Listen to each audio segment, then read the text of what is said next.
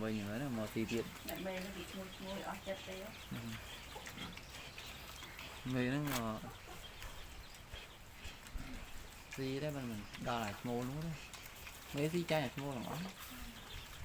mấy đâu phải chết còn cái ngồi tới chỗ chứ lao được tua bên kia nó muốn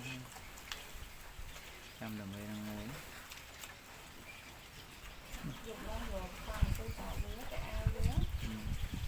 là bê ao kìa bê áo tôi thử đấy thử cái đâu